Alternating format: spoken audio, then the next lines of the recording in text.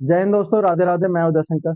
दोस्तों, हम हिंदी के पाठ्यक्रम को आगे बढ़ते हुए और उसी क्रम में आज का जो टॉपिक हमारा रहने वाला है वो है कारक। कारक किसे कहते हैं और कारक के कितने प्रकार हैं, इसे हम एकदम उदाहरण सहित समझने की कोशिश करेंगे। ठीक है, देखते हैं। देखिए, कारक संज्ञा, एक सेकेंड।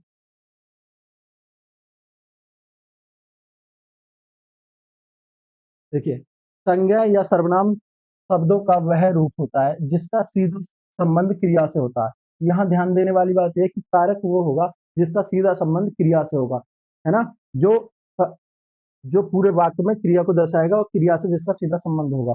दूसरा क्या है, किसी क्रिया को करने वाला कारक, यानी जो भी क्रिया को करने में मुख्य भूमिका निभाता है वह कारक कहलाता है।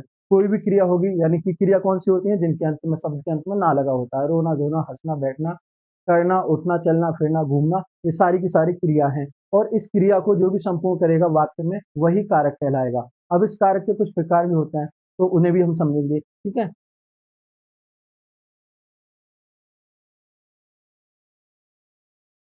आगे आप ये समझिए कि जो कारक है, कारक,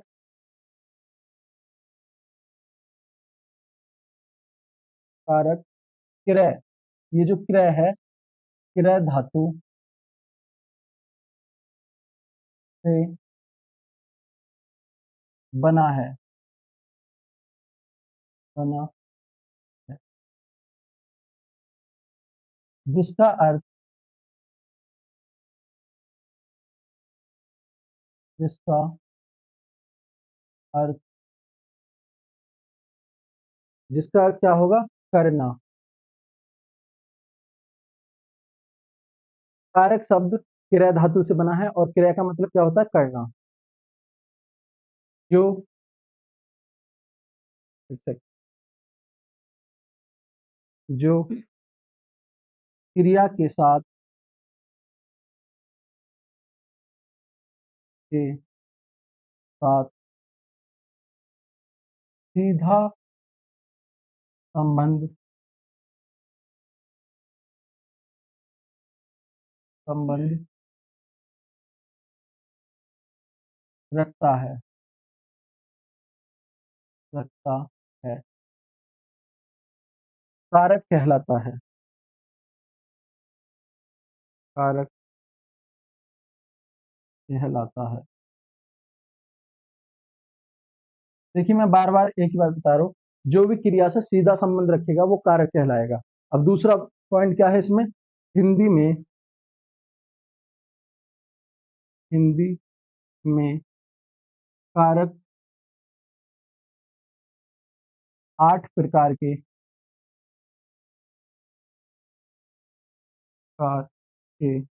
होते हैं, होते हैं। जबकि विभक्ति की बात करेंगे, कारक तो होगा 8 प्रकार के, और जब विभक्ति की बात करेंगे तो वो 7 प्रकार की होंगी, है ना। दूसरा इसमें क्या लिखेंगे, कारक को परसर्ग, उपसर्ग नहीं, परसर्ग। उपसर्ग तो शब्दांश होते हैं जो कि हम आपको पढ़ा चुके हैं। हाँ, मैं बात कर रहा हूँ परसर्ग की। कारक को परसर्ग भी कहते हैं, कहते हैं। ठीक है, कहते हैं। तो ये पॉइंट हो गया कारक के संदर्भ में। ठीक है, अब हम आगे समझेंगे कि कारक के कौन से प्रकार होते हैं और इनकी विभक्तियां क्या होती हैं, और कारक के कुछ चिन्ह भी होंगे, है ना, जिससे हम कारक को पहचानने में आसानी होती है हमारे लिए, तो वो भी हम समझेंगे। आगे देखते हैं।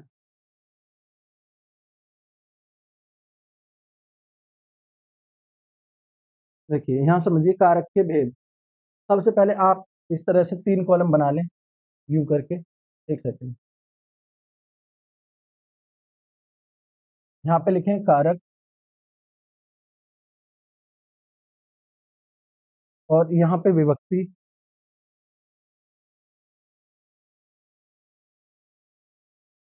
और इधर आप लिखेंगे चिन्ह, कारक चिन्ह। यहाँ पे विभक्ति होगी, यहाँ कारक होगा, और यहाँ पे चिन्ह आ जाएगा। अब मैंने कहा था आपसे कि विभक्ति कितनी होती है, 7, जबकि कारक कितने होते हैं, 8 होते हैं, और इन सबके अलग अलग चिन्ह होते हैं। तो उन्हें एक बार हम ध्यान से समझेंगे। ठीक है, देखिए विभक्ति में वही बड़ा आसान है, विभक्ति में कुछ नहीं करना। प्रथमा, प्रथमा विभक्ति आप यहाँ पे समझ लेना, विभक्ति में हर बार नहीं लिखूंगा, इस तरह से समझ जाना कि ये विभक्ति की बात हो रही है इस कॉलम में। प्रथमा विभक्ति, और यहाँ पे द्वितीय विभक्ति, द्वितीय, तृतीय विभक्ति,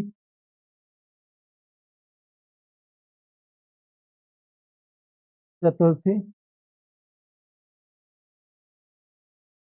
विभक्ति, पंचमी विभक्ति, या अंक बिंदु भी लगा सकते हैं या यू करके भी लिख सकते हैं पंचमी, पंचमी विभक्ति, षष्ठी विभक्ति, और ये एक होता है सप्तमी विभक्ति, सप्तमी विभक्ति। देखिए विभक्ति की जो हम बात करेंगे तो 7 विभक्ति होंगी आपकी, कौन कौन सी? प्रथमा, द्वितीय, तृतीय, चतुर्थी, पंचमी, षष्ठी और सप्तमी, यानी कि 1 2 3 4 5 6 7 तक। ये तो हो गई विभक्ति की बात। अब जो कारक आएंगे वो कौन सा आएगा? कर्ता।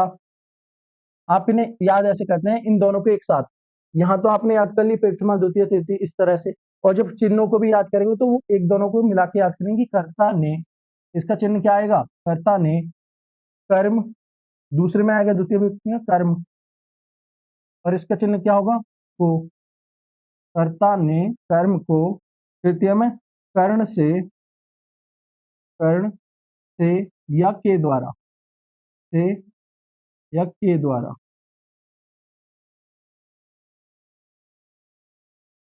कर्ता ने कर्म को कर्ण से और संप्रदान के लिए, इस तरह से आप याद करना, संप्रदान के लिए इसका चिन्ह होगा के लिए, के लिए,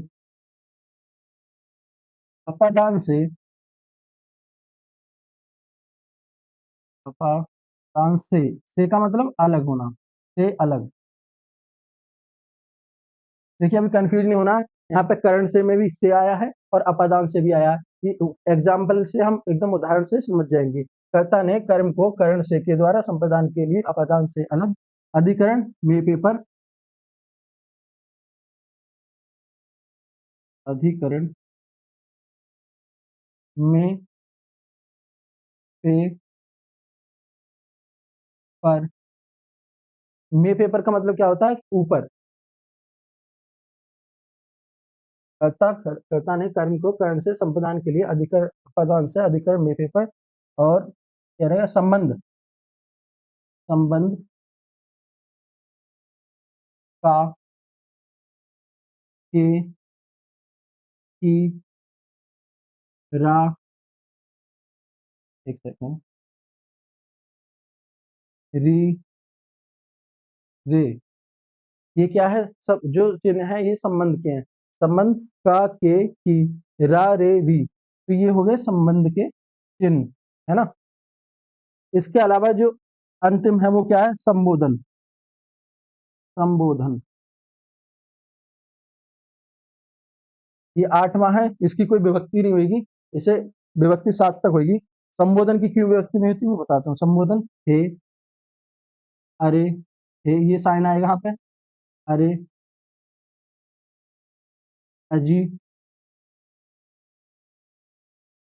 और क्या लिख सकते हैं?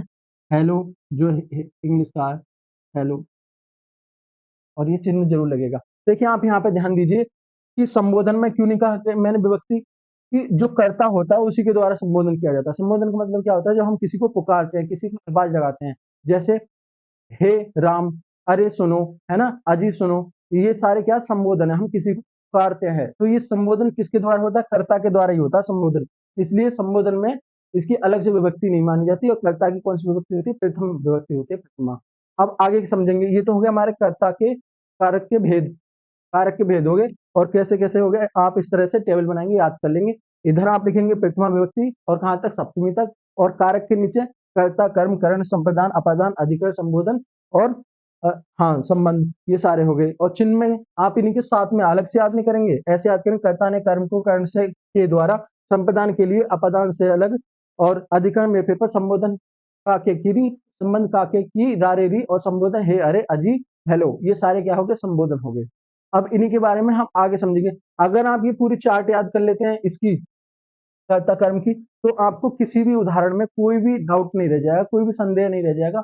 आप अधिकतर 90% आपका यही सॉल्यूशन हो जाएगा इसी को समझ के। बस आपको ये टेबल समझने की जरूरत है, ये सारणी जो भी है इसे समझ जाइए कि इनके चिन्ह कैसे इस्तेमाल होते हैं, कैसे इन्हें हम प्रयोग करते हैं। इसी के आधार पर कोई भी उदाहरण होता है, उसके बाद हम बड़ी आसानी से पहचान लेंगे। लेकिन फिर भी जानना जरूरी है, तो हम आगे जानेंगे इसके बारे में।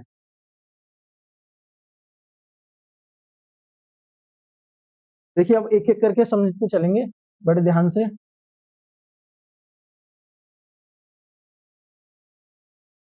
देखिए, यहाँ पे देखिए, पहला है कर्ता कारक।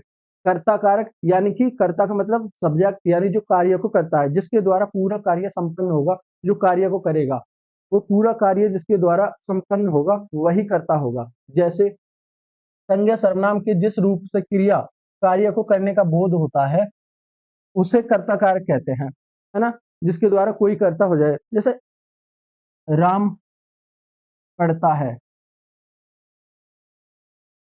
पढ़ता। अब यहाँ पे पढ़ने का पूरा काम किसके द्वारा हुआ, वो कर्ता के द्वारा हुआ, तो इसमें कर्ता क्या होगा, राम, है ना। या राम ने, ऐसे लिखो, राम ने रावण को मारा। आप यहाँ समझिए, पहली बात तो ये है कि इसमें ने आया है चिन्ह, ने चिन्ह आ गया, तो आप वैसे भी समझ जाओगे, जो मैंने आपको चिन्ह बताया कर्ता ने, तो ने आ गया। दूसरी बात, पूरा काम किसके द्वारा हुआ है, राम ने रावण को मारा, यानी रावण को जो मारा, पूरा का पूरा इस वाक्य का आप अर्थ निकालेंगे तो पूरा काम राम के द्वारा हुआ है, यानी कि ये कर्ता हो गया। कर्ता के द्वारा ही तो पूरा कार्य संपन्न होता है। ठीक है, एक बात ये होगी। दूसरा एग्जाम्पल अगर हम देखें, जैसे सीता गाना गाती है, गाती है, ये एग्जाम। सीता ने गाना गाया, वो भी हो सकता है, लेकिन सीता गाना गाती है, ये भी, क्योंकि पूरा का पूरा काम किसके द्वारा होता है, सीता के द्वारा, यानी सीता क्या करता होगी। तो आप कर्ता की पहचान तो ऐसे कर सकते हैं, जब पूरा काम किसी वाक्य, किसी शब्द के द्वारा होता है, तो वो शब्द कर्ता कहलाता है, और पूरा काम किसके द्वारा होता है, कर्ता के द्वारा। ठीक है, अब देखिए, नेक्स्ट समझेंगे अगला।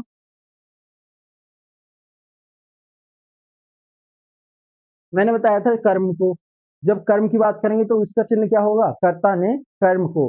अब इसका चिन्ह क्या होगा, को, यहाँ आ जाएगा इसमें को। जब भी आपको वाक्य में को दिखेगा, तो वो कर्म की बात कर रहा होगा, है ना।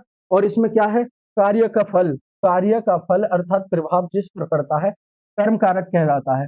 यानी कि कोई कार्य हुआ और उसका प्रभाव किस पर पड़ रहा है, पूरा इफेक्ट कर्म पे पड़, किसी एक शब्द पर पड़ रहा होगा, तो वो शब्द क्या होगा, कर्म कहलाएगा। ठीक है, जैसे राम ने आम को खाया। अब देखिए, राम ने खाया आम को। अब जो खाने का काम है, काम क्या हुआ, खाना, खाया जा रहा है किसी चीज को, और क्या खाया, आम। तो आप दोबारा से पढ़िए, कार्य का फल अर्थात प्रभाव जिस पर पड़ता है वो कर्म होएगा। तो कार्य तो हुआ हमारा खाना, और खाया किसको, आम को, तो आम क्या हो गया, कर्म। और दूसरी तरह से कैसे पहचान सकते हैं कि इसमें को आ रहा है, और इसका चिन्ह हमने को बताया है ना।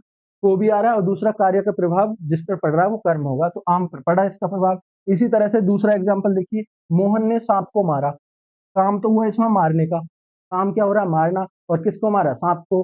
तो दूसरी बात तो इसमें को भी आ गया, और किस पे प्रभाव पड़ रहा है, सांप पे, तो सांप इसमें क्या हो गया, कर्म हो गया, है ना। समझ में आ रहा है। अब इसी तरह से लड़की ने पत्र लिखा, लड़की ने पत्र लिखा, काम क्या हुआ, लिखना, और लिखने का प्रभाव सबसे पहले किस पर पड़ा, पत्र पे।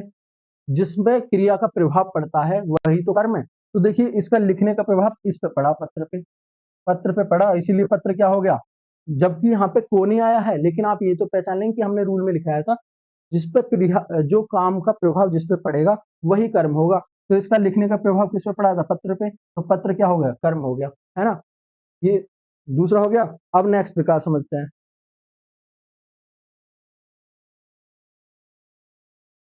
देखिए, नंबर 3 है कर्ण कारक। कर्ण कारक, और कर्ण में क्या बताया था, कर्ण से, इसका चिन्ह होता है से या के द्वारा, से या के द्वारा। देखिए, कर्ता ने कर्म को करण से या के द्वारा, इसका ये चिन्ह होता है। जब आप इसे याद कर लेंगे तो आपको वाक्य में पहचानने में बड़ी आसानी हो जाएगी। जैसे जिसकी सहायता से कोई कार्य किया जाए, जिसकी सहायता से कोई कार्य किया जाए उसे करण कारक कहते हैं। क्या कहते हैं? करण कारक। जैसे वह कलम से लिखता है।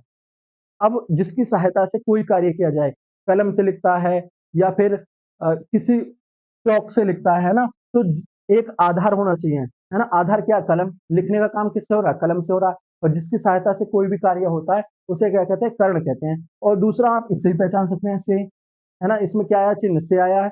और किससे हो रहा है काम? कलम से। तो कलम इसमें क्या हो गई? ये आधार थी और इसकी सहायता से काम हुआ तो ये कर्ण हो गई। ठीक है। जो दूसरा, अर्जुन ने जयद्रथ को बाण से मारा। अगर यहाँ पे बाण की जगह बंदूक होता, है ना, या बंदूक से मारा, बाण से मारा, या फिर तीर से मारा, कुछ भी लिख सकते हैं यहाँ पे, है ना। चप्पल से मारा, जूते से मारा, हाथ से मारा, तो वो जो हाथ है, चप्पल, जूता, बाण, ये क्या है? ये आधार ही तो है। तो इसकी ही सहायता से तो मारा जा रहा है। जिसकी सहायता से कोई काम किया जा रहा है, जिसके द्वारा कोई काम किया जा रहा है, वही क्या होगा? कर्ण हो गया। तो बाण से मारा, तो बाण हमारे इसमें क्या हो गया? कर्ण हो गया, है ना। ऐसे ही आगे देखिए, बालक गेंद से खेल रहे हैं। अब यहाँ पे क्या है? आप समझने की कोशिश करिए, बालक गेंद से खेल रहे हैं, यानी किससे? गेंद से। आप इसमें अगर एक क्वेश्चन करेंगे किससे, तो जो भी उत्तर मिलेगा, जैसे किससे? गेंद से। तो गेंद क्या है? इसमें कर्ण है, और आधार गेंद से आधार होगी। और दूसरा हम इससे पहचान सकते हैं, से, है ना, इसमें से आ रहा है। बच्चे या बालक गेंद से खेल रहे हैं, तो गेंद क्या? कर्ण हो गया। मैं उम्मीद कर रहा हूँ आपके बड़ी आसानी से समझ में आ रहे होंगे। अगर कोई भी संदेह है तो आप कमेंट जरूर करें, हमें बता दिया करें। और आप पूछ सकते हैं कि क्या आपका संदेह रह गया, या फिर वीडियो दोबारा देख ले। देखिए, तो नंबर 4 पे क्या है? संप्रदान कारक। संप्रदान में मैंने क्या चिन्ह बताया था? संप्रदान के लिए, संप्रदान के लिए इसका चिन्ह ये था, यानी कि के लिए। देखिए, संप्रदान का मतलब होता है जिसके लिए, जब हम कोई वस्तु दान देते हैं, किसी की सहायता करते हैं, किसी के लिए कुछ उपहार देते हैं, भेंट देते हैं, है ना, ये सारी की सारी क्या है? जब किसी के लिए कुछ कर रहे हैं के लिए, तो वहां पे संप्रदान कारक होगा। कौन सा होगा? संप्रदान कारक। जैसे संप्रदान का अर्थ है देना, है ना, अर्थात कर्ता जिसके लिए कुछ कार्य करता है अथवा जिसे कुछ देता है, उसे व्यक्त करने वाले रूप को संप्रदान कारक कहते हैं। कर्ता किसी के लिए कोई चीज दे रहा है ना, कोई वस्तु दे रहा है, तो वही उसे व्यक्त जो करेगा, उसके बारे में जो बताएगा शब्द, वही कौन सा होगा? संप्रदान। जैसे मैं दिनेश के लिए चाय बना रहा हूँ। अब देखिए यहाँ पे किसके लिए? दिनेश के लिए, है ना। एक तो ये आगे के लिए, तो हमने किसी के लिए कुछ काम किया, किसके लिए काम कर रहे हैं? दिनेश के लिए। और दूसरे इसमें साफ साफ दिख रहा है के लिए। जहां भी के लिए आएगा वो क्या होगा? संप्रदान कारक होगा। आपको इतना ध्यान रखना है। तो इसमें संप्रदान कारक हो गया। दूसरा, स्वास्थ्य के लिए सूर्य को नमस्कार करो। किसके लिए? स्वास्थ्य के लिए। तो यहाँ भी देखो के लिए आ गया। तो के लिए जब भी आएगा तो कौन सा हो जाएगा? संप्रदान कारक। ठीक है। नेक्स्ट देखते हैं।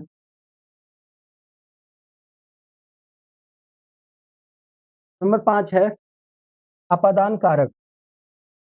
और अपादान में क्या बताया था? से अलग, से अलग। एक सेकंड, अलग। देखिए, अपादान का मतलब होगा जब भी कोई वस्तु किसी चीज से अलग होगी तो वहां पे अपादान होगा। अपादान का मतलब होता है अलग होना, है ना। कोई जैसे पेड़ से पत्ता के गिरना, या घर से चूहा बिल से निकलना, ये चूहा जैसे बिल से निकला तो यानी कि बिल से वो अलग हो गया। इसी तरह से पेड़ से जब पत्ते गिरेंगे तो पत्ते तो अलग हो गए पेड़ से, एकदम से अलग होने का भाव। जैसे चोर को देख के कोई भागा तो भागना भी क्या हुआ? अलग हुआ। वहां से देख के या किसी भी चीज के कारण जब कोई चीज अलग होती है, अलग होने का भाव ही क्या कहला जाता है? अपादान कारक, है ना। जैसे संज्ञा के जिस रूप से एक वस्तु का दूसरी से अलग होना पाया जाए, अपादान कारक कहलाती है। अलग होने की स्थिति में जब अलग होना पाया जाएगा तो वहां पे क्या होगा? अपादान कारक। जैसे देखिए, पेड़ से आम गिरा। अब पेड़ से तो आम गिर गया, अब ऐसा तो नहीं कि आम गिरने के बाद वो दोबारा से उसी पर जुड़ गया होगा, नहीं, ऐसा नहीं हो सकता। पेड़ से आम जब गिरा तो आम अलग हो गया पेड़ से, तो अलग होने का ही भाव जब आया तो वहां पे अपादान हो गया। और एक चीज और ध्यान रखेंगे कि अपादान वो होता है जिससे कोई वस्तु गिरती है, ना कि जो वस्तु गिरती है। जैसे यहाँ पे था पेड़ से आम गिरा, तो इसमें अगर पूछ ले आपसे कि अपादान क्या है, अपादान इसमें पेड़ है। पेड़ क्या है? अपादान। अपादान यानी कि जिससे कोई वस्तु गिरती है वो अपादान होता है। इसमें अपादान आम नहीं है, आम नहीं है। अपादान वो है जिससे कोई वस्तु गिरती है, तो पेड़ क्या हो गया? अपादान। ऐसे ही बच्चा छत से गिरा, छत से गिरने पर बच्चा छत से तो अलग हो गया, दोनों अलग अलग हो गए। अपादान क्या हुआ? छत या बच्चा? बिल्कुल छत होगी, क्योंकि बच्चा जो है छत से अलग हुआ है, ना कि छत अलग हुई थी। बच्चा अपने आप अलग हुआ वहां से, तो छत क्या होगी? अपादान, है ना? छत अपादान हो गई। ऐसे ही संगीता घर से चली गई। अब देखिए, जब संगीता घर से चली गई तो यानी कि घर से वो दूर जा चुकी है, वो घर से अलग हो चुकी है। यहाँ भी अलग होने का भाव है। और इन सब में एक चीज और आप कॉमन से देख सकते हैं, देखो यहाँ पे से आया, यहाँ पे से आया, यहाँ भी से आया, लेकिन से तो कर्ण में भी आता है, कर्ण से। तो लेकिन दोनों का अर्थ अलग अलग है। वहां से का अर्थ था कोई, जिससे कोई काम किया जा रहा है, जिसके द्वारा कोई काम किया जा रहा है, लेकिन यहाँ पे क्या है? अलग होने का भाव है। तो हमें पहले वाक्य का भाव समझने की बहुत जरूरत है। वाक्य का अर्थ क्या है वो हमें जानना बहुत आवश्यक है। उसके बाद ही हम पहचान सकते हैं कि इसमें कर्ण है या अपादान है ना? तो यहाँ पे क्या हो रहा था कि आप यहाँ पे कोई दो वस्तु अलग हो रही है, एक वस्तु जिससे अलग हो रही है वो अपादान है। समझ गए आप यहाँ पे? चलिए नेक्स्ट की बात करते हैं। देखिए नंबर 6 पे है संबंध। एक सेकंड। संबंध में मैंने आपको क्या चिन्ह बताया था? का, के, की और रा, रे, री। ये इसके क्या है? चिन्ह है। जब भी वाक्य में का, के, की, रा, रे, री ये चिन्ह आएंगे, वहां पे क्या होगा? संबंध। संबंधित दिखाएंगे, जैसे मेरी वस्तु, रोहन की किताब, रोहन के पापा, है ना, उसका भाई। तो का, के, की, रा, रे, री जब भी वाक्य में ये सब शब्द आएंगे तो इन्हें क्या कहेंगे? हम संबंध। ये संबंध को दिखाते हैं। जैसे शब्द के जिस रूप से किसी एक वस्तु का दूसरी वस्तु से संबंध प्रकट हो, वहां संबंध कारक होता है। यानी कि दो वस्तुओं की बात करेंगे, दो अलग अलग वस्तु होंगी या दो अलग अलग वाक्य होंगे और उनको जोड़ने का काम करेंगे। काके की रारे री ये क्या करते हैं? जोड़ने का काम करते हैं। जोड़ने का मतलब संबंध का काम करते हैं। जैसे यहाँ पे देखिए, यह राहुल की किताब है। किताब और राहुल, इन दोनों को किसने जोड़ा? की ने। यह राहुल की किताब, तो राहुल का संबंध इस किताब से हो गया, है ना? जैसे मैं कहूँ कि यह मेरा पेन है, तो ये रा आ गया इसमें, और मेरा क्या हो गया? इससे संबंध हो गया पेन से, है ना? किसी पे अधिकार हो गया। राहुल की किताब यानी कि राहुल का इस किताब पे अधिकार हो गया। इसी तरह से मेरा पेन है तो मेरा इस पेन पे अधिकार हो गया, इससे मेरा संबंध है ना? तो जिससे हम संबंध दिखाते हैं, और संबंध दिखाने के लिए किसका प्रयोग करते हैं? का, के, की, रा, रे, री। इनको आप ध्यान रखेंगे, संबंध की बात हो रही है। जैसे यह राधे श्याम का बेटा है। अब देखिए राधे श्याम और बेटा, इन दोनों को किसने जोड़ा? का ने जोड़ दिया। और भाव क्या बना? राधे श्याम का बेटा, यानी राधे श्याम का इस पर अधिकार है, इससे संबंध है, संबंध जुड़ रहा है। दोनों को जोड़ा किसने? का ने। और का किसमें आया? संबंध में। ठीक है। इसी तरह से यह कमला की गाय है, तो कमला की गाय है। अब कमला और गाय को इस शब्द ने जोड़ा, की ने जोड़ने का काम कर दिया कि यह कमला की गाय है। ऐसे अगर मैं लिखूं, यह मेरा मेरा घर है, तो यहाँ पे किसका? ये रा आ गया, यहाँ पे रा ने जोड़ने का काम कर दिया। मेरा घर है, मेरा और घर इन दोनों को रा ने जोड़ दिया। तो रा, री, री हो या काके की, ये किसका काम करते हैं? संबंध को बताने का काम करते हैं। मैं उम्मीद करता हूँ आपको बढ़िया समझ में आ रहे होंगे, और अगर फिर भी कोई समझे तो जरूर आप कमेंट किया करें। इस 6 हो गया संबंध। देखिए अगला है 7वां नंबर, और 7वें में क्या? अधिकरण। अधिकरण का क्या चिन्ह बताया था मैंने? अधिकरण में, पे और पर। मे, पे, पर ये किस में यूज करते हैं? हम वाक्य में जब भी यूज करते हैं तो हम दिखाते हैं कि मे का यूज करें। जैसे कमरे में कोई है, कमरे में अन के अंदर की बात कर रहे हैं, या कुर्सी पर, यानी कि कुर्सी के ऊपर कोई बैठा है, तो हमने बात की कुर्सी पर, है ना? तो मे, पे, पर, तो जब भी इन चीजों का हम यूज करेंगे तो वहां पे क्या होगा हमारा? अधिकरण। अधिकरण में, पे, पर, जिस शब्द में क्रिया के आधार का बोध हो उसे अधिकरण कारक कहते हैं। क्रिया के आधार का, है ना? जैसे पानी में मछली रहती है। अब पहली बात तो आप कुछ नहीं समझ में आ रहा आपको, लेकिन ये तो आ रहा है में, पानी में यानी कि पानी के अंदर। में का मतलब क्या होता है? अंदर। घर में कोई है यानी घर के अंदर कोई है, ये भी तो हो गया उदाहरण। अब इसका मछली का आधार क्या हो गया? पानी में। आधार भी तो दिखाई, रहने का आधार क्या था, लेकिन रहना क्रिया है और क्रिया का आधार ही क्या है, पानी में, है ना। इसका आधार ये दिखा रही है और में भी आया, में से आप समझ गए। दूसरा है भंवरा फूलों पर मंडरा रहा है, तो फूलों पर आ गया इसमें, और पर क्या अधिकरण, यानी कि फूलों के ऊपर, पर का जब मतलब होता है उसका कहते हैं कि ऊपर, फूलों के ऊपर भंवरा जो है मंडरा रहा है ना। नेक्स्ट क्या है, कमरे में टीवी रखा है। अब देखिए, कमरे में टीवी रखा है यानी कि कमरे के अंदर टीवी रखा है ना। और में आ गया तो आप में से समझ सकते हैं, में पेपर कहाँ पे आएगा, अधिकरण में, है ना। कमरे में टीवी रखा है तो ये हो गया, तो घर में कोई है इस तरह से, तो में पेपर जहां भी आएंगे वहां पे अधिकरण की बात होगी। नेक्स्ट देखिए, नेक्स्ट आता है आपका संबोधन कारक। इसकी अलग से कोई विभक्ति नहीं होती क्योंकि संबोधन हमेशा कर्ता के द्वारा किया जा चुका है। मैं शुरुआत में आपको बात बता चुका हूँ, है ना। जैसे कि संबोधन के क्या चिन्ह बताया था, है, और इसके बाद में ये चिन्ह लगता है, अरे, ये, और अजी, अजी, ये सारे के सारे क्या हैं, संबोधन की तो चिन्ह है। संबोधन जिससे किसी को बुलाने अथवा पुकारने का भाव प्रकट हो तो उसे संबोधन कारक कहते हैं। संबोधन चिन्ह ये वाला जो मैंने आपको बता दिया लगाया जाता है। जैसे अरे भैया, अब देखो अरे भैया के बाद ये चिन्ह लग गया, ये क्या है, संबोधन में ही लगेगा। अरे भैया क्यों रो रहे हो, तो यहाँ पे जो ये आया था अरे भैया, देखो एक तो अरे आ गया, और मैंने बताया था आपको अरे इसमें आएगा संबोधन में।